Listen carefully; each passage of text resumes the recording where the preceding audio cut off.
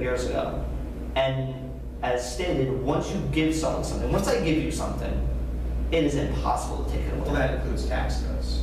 You give people tax cuts. You're not giving people tax cuts. The people on the right have made it impossible for them to raise taxes in this country at all, no matter what the situation. You have Oliver Norquist getting Grover Norquist, sorry. Going around getting everyone, to sign a pledge that they won't raise taxes at all, no matter how horrible the fiscal situation is, not even allowing, loopholes to be closed during the debt ceiling debate, not even allowing a loophole for corporate jet owners that affects, less than 1% of the population. Okay. I mean, so you're talking about giving people things, you're also... The debt ceiling debate was about... Why should we raise taxes instead of cutting the budget? Well, because they never have. They always make this argument that they're going to reduce taxes, that they're going to also reduce spending, and that's not going to contribute to the deficit. But it never happens. When you had under Reagan said we're going to reduce the size of the government, which he didn't. We're going to cut taxes. He increased military spending. Yeah. To fight the Cold War with Russia. Well, that was the Cold War. Something that every other president had to do too. I mean, but at the same time, you every time they say they're going to cut the and we want they're going to cut the size of government. And we won that. Bush said, well, yeah, but let's be honest, it wasn't entirely Reagan.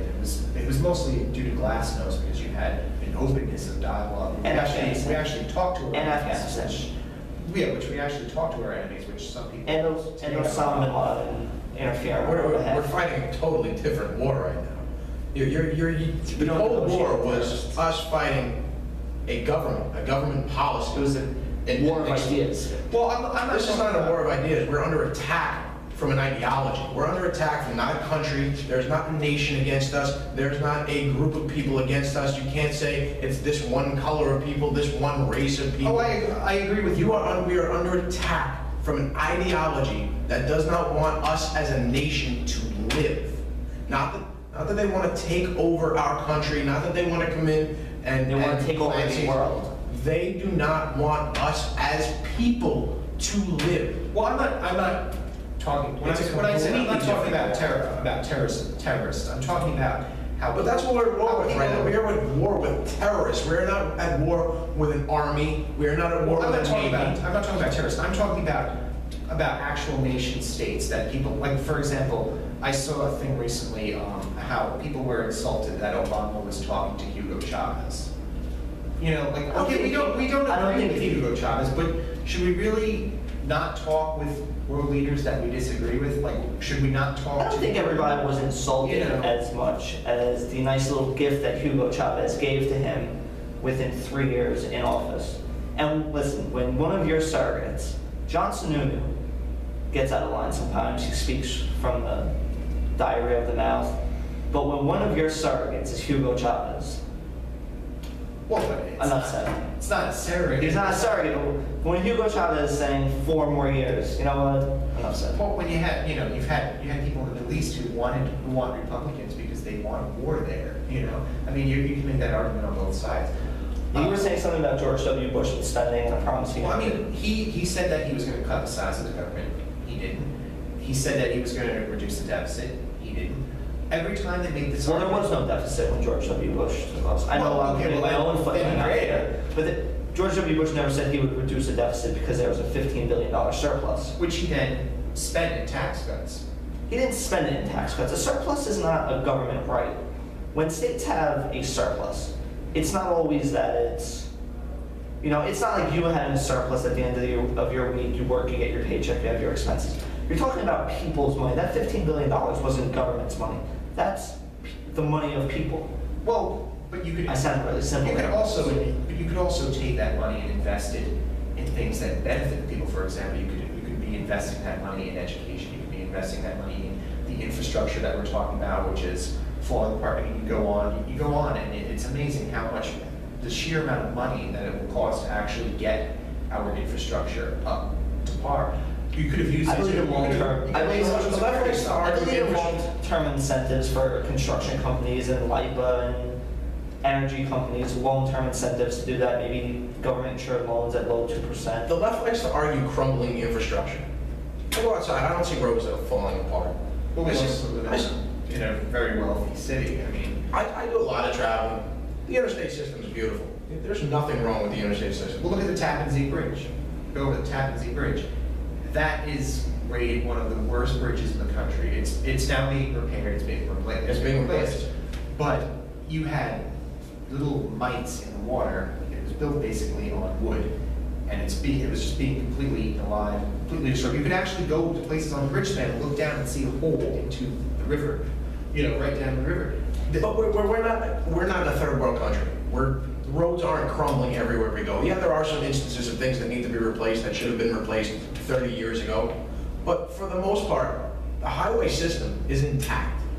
Well, that's also the newest infrastructure. I mean, when you look at a lot of the infrastructure you can't see. I mean, the pipes that are bringing the water from the reservoirs upstate to New York City, they're over 100 years old. They're, we're now. It doesn't mean that just because they're 100 years old that they're going to crumble. But everything has natural limits. But it doesn't mean it needs to be replaced just because it's 100 years old. Because if you replace it now, you're going to want to replace it in 20 years and whatnot. And this is the issue with government spending that I always have, because on the surface, if we had maybe 80 years ago, before lobbyists and before super PACs for both sides and billion-dollar campaigns and $20 million Senate races and $3 million state Senate races, private companies that get government contracts are always set to give nice contributions.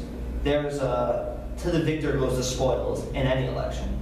The Apollo Group and the Siemens. You cannot deny for a second that there were companies that received money from the federal stimulus package. They're not donating to Mitt Romney. Let's be clear for a second. There was a kickback. There was... Well, there were independent investigations. If you're talking about the whole cylinder thing, there were independent investigations that looked into that and didn't find anything. But if you want to talk about, cronyism too, I mean, you find that in other administrations as well. When Bush set the energy policy for this country in 2005, it was done in a closed-door room with all oil executives, and Dick Cheney presided. All of the deliberations are free from Freedom of Information requests. We don't know what went on there, but that was how he set the energy policy. I mean, in Halliburton in Iraq, the only company that received it was, I think it was even a non-competitive bid that they received. I mean, you could say that for a lot of different people, but But as a whole, you defend my point right there, that any large government spending package, any infrastructure, how much, throw me a number of spending on infrastructure. Well, probably. Make one up. Probably, a couple of $1 trillion. A couple of $1 trillion. Do you think, if a private company, if Joe and Joe's Construction Inc. Corp. can do that for a price, once government gets the tentacles on it, it's double the price. But how is the private? It's a public bridge for public benefits. How are you going to have a private company's not going to do it by itself? I mean, how are you going to have construction of these things that are for the benefit of the public? You need to have the public doing it. I mean, I don't understand exactly. Because when government employees, I took part in the census a couple years ago, and I'm not proud to say it, but they said that was one of the largest wastes of money ever. Well, it's constitutionally required. It's not constitutionally required to waste money. The census? It's not constitutionally required to waste money. The amount of money that was wasted, the amount of classes for 5 days to teach people things that really wasn't a big deal, to have to go over things multiple times, to have meetings every single day. I guarantee you, and I'm thinking of a number, I want to see $20 billion was spent on the census. We'll look it up and we'll bring it to you next week. Private company takes it over. Now you do leave room for fraud. I can guarantee you that costs are cut by 15 to 35%. And you're talking billions here. But let private companies take over with private workers, take over building on our bridges, doing work to our bridges. But the government is still the one who's providing the funding for it, correct? Yes. You're still, so, I mean, what you're arguing basically is that... I'm arguing that whenever the government gets involved in anything, there's enormous amounts of waste involved. Whether Obama's the president, whether Mitt Romney is the president, whether Bill Clinton is the president, whether George W. Bush is the president, there's always government waste. And that is the fundamentals of I feel, this new Tea Party patriots across America. And there are some, let's be clear, that are left field, right field, in the parking lot of the stadium, wackadoos. There are. There are liberals from MoveOn.org that came out of that generation of congressmen 2 years ago that they veer. They veer far to the left. Because sometimes you have to... But where are they? You don't hear about them. You don't hear about the, you don't hear about their rallies. They don't have a caucus. What do you mean their rallies? Because there's a couple moments where someone had a gun at a rally. Well, you don't. The Tea Party rallies that you're talking about, what are you referring to? Well, this is a liberal hate monger. You heard about them. You heard about them around the country. The Tea Party. They have their own caucus. You don't have that. They have a caucus in Congress. led by Michelle Bachmann. Yeah. Got it. They have a Tea Party caucus. You don't see that. You don't see a congruence on the left. Partly because the left is. The left. Partially because the left has not been as united as the right has been over the the left past 6 has years. such a big tent that they can't. Like for example, if you want to compare it to Occupy Wall Street. Occupy Wall Street, you had a group of people who, I agreed with some things, mainly campaign finance reform, which I think could have cured a lot of the things that they were complaining about. But they didn't have you had people there who were complaining about animal testing, and you had people there that were complaining about... You had people there who were complaining. Now this is just a comment between the sentence. Stop the bailouts. Please take care of my student loan debt. Just whining to me, complaining. Occupy Wall Street had no direction, had no... And that's why President Barack Obama didn't embrace it. And I agree with him for not, because Absolutely. he would have been connected to the Occupy far Wall left Street was friends a of his bunch of party. moany kids who didn't have jobs, were still in their 30s, living at home, and... Well, I think they had legitimate points, they had principles. and I think a lot of the stuff that they did in the beginning, they had to do to get on TV. They had to do to get attention. But once you got the spotlight on you, you have to mature as a television. They took on an enemy in the NYPD, and that directed the Occupy Wall Street movement into something else that it wasn't supposed to be, and they fell apart. There are Tea Party candidates that... You talk to people who were at the protests, though, they'll tell you a different narrative. I'm not saying, I know how true it is, but they were not treated very well by some of the police, from what I've heard. I don't know. And they didn't treat the police officers. Yeah, they didn't treat well. them any When you're told get out of the park, get out of the park. Neither were the peaceful protesters in the 60s. They weren't treated well by police either. The only difference is in the 60s they didn't have video cameras. That was the only difference. Now, you, as earlier stated, is a Mitt Romney supporter and a Barack Obama debater. Tell me why Barack Obama does not deserve a second term. Barack Obama doesn't deserve a second term because Barack Obama has done nothing in 4 years that he has promised, number one. Number two, Barack Obama... Now, I disagree. I'm a conservative. I'm a physical conservative. I'm used to being in front of the camera. Never mind. I do radio podcasts where we can edit a lot better. I do not like a conservative narrative that paints Barack Obama as the Antichrist. Not at all. In the same way, I do not like Ed Schultz coming out and saying Barack Obama, the second he is inaugurated at 12 o'clock on election night, is one of the greatest of all time. I don't like that either. But I won't call him the worst. I won't call him the best. A New York Times poll of professors had him number 7 in 2009. I'm not going to say Barack Obama is the Antichrist socialist that the right, the ultra-right portrays him to be.